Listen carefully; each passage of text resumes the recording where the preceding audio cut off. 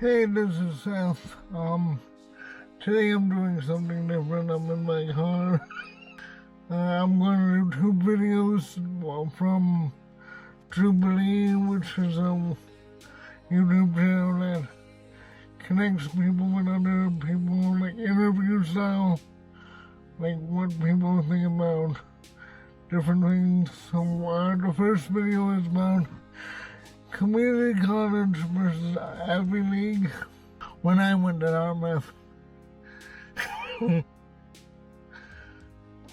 was a big part of my life. I had all the Dartmouth clothing, the hats and the t-shirts and the sweatshirts, but now sometimes I wear my Dartmouth alumni hat because I have cerebral palsy. And I have a speech impediment, so I'm just trying to cue people in that I'm not an idiot. Just because you have a disability doesn't mean you're an idiot. And I just want to cut through that noise. Maybe it works, maybe it doesn't. And I also use bigger words than the average person would. Being involved with your college and loving your college is the same thing everyone does. It may not happen at community colleges because they're more goal-oriented. I gotta get a job. I gotta spend 2 years at this college and then get a job. So I'm going to go with medical transcriptions or something. But at any college, Dartmouth, Clemson, which is not an Ivy, Georgia, University of Georgia, University of Florida, they all have people who are equally as involved in their college and college identity as anyone at Harvard, Yale, or Dartmouth. It's just the way it is. Like in high school, you're totally into your football team in high school or soccer team, whatever your big team is.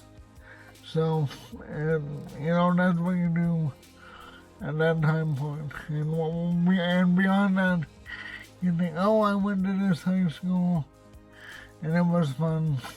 The two high schools, one in Midland and one in Odessa, Texas, with a strong rivalry. People love that rivalry, and after they graduate, they have less to do with it because they're not there anymore. I don't really agree with Saul when he says you shouldn't be involved with college because you were accepted. Maybe that's a community college thing, but when you get into the Ivy League, it's like something you won. You won the lottery because at Dartmouth, I think Dartmouth only accepts 20% of applicants. So you effectively have almost won something with your acceptance. And you have a right to be proud too because you have worked for 12 years for that acceptance letter most of the time, unless your dad bought your spot in the Ivy League. But most of the time you have worked really, really hard to get to that point that you've been accepted by the college of your choice, and this doesn't have to do with the Ivy League. We could have been talking about Michigan State. We could have been talking about USC. We could have been talking about Florida, FSU, Florida State University. It's just something to work for because everybody needs goals in life. Everyone needs goals in life. Not to drag community colleges down. I think for some people, they may feel like they have won the lottery too if they've gotten into community college because maybe somebody told them or they just didn't think they can do it. never step on someone's accomplishment because, you may be going to community college, but that doesn't mean it's your final stop on the train. You can go to get a bachelor's degree, you can go to get a doctorate if you want. It's just one stop on the train. Just like my going to Dartmouth is one stop on the train. It's the same for everyone.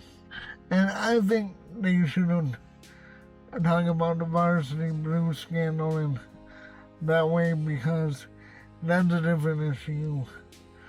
Because even if they're talking about people cheating by paying to get their students into school with false test scores, there are people at every college whose parents have bought their way in by donating a library or a building or contributed significantly to some fund at the college, and that is totally legal. What isn't legal is to buy your kids' test scores, and it's basically the same thing in my eyes. One is illegal and one is legal. It just doesn't mean that you've been accepted. It means that you bought your way in. My parents paid for my undergrad degree, and I went to a state college. And I basically paid for my Dartmouth degree by paying the starving students.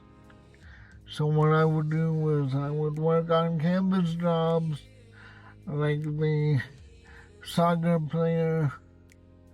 I think she went to Princeton.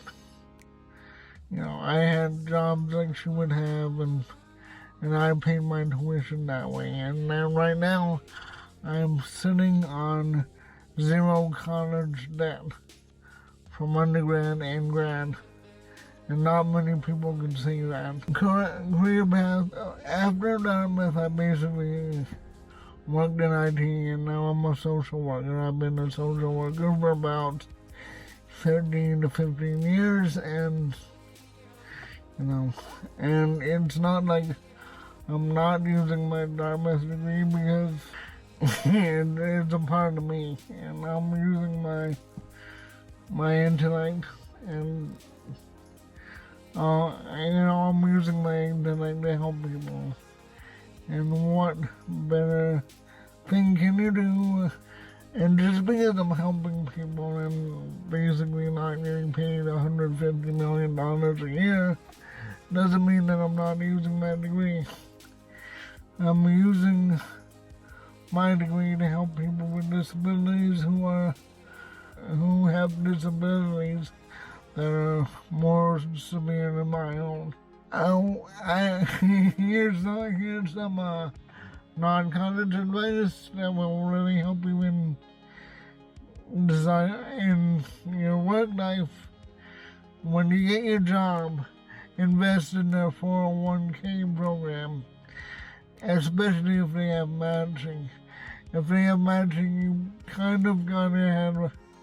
You really should do it because it's like a hidden bonus or a hidden raise. Or and then on your own you should get a Roth IRA. They're pretty expensive to buy in now, probably about $2,000 or $2,500, but this has made the difference between not having a retirement, or not having a very big retirement, to having a nice little nest egg that adds to itself every month of the year, and I really don't have to do much to maintain it. And the last question is about being successful and what you have to do in being successful in your job. You have to be smart, nice, and punctual. And you can only be 2 out of 3. So my 2 would be smart and kind. So you gotta figure yours out. But this is Seth. I hope you have a great day. Hope you enjoyed the video. Please like, subscribe, comment, and I'll see you later.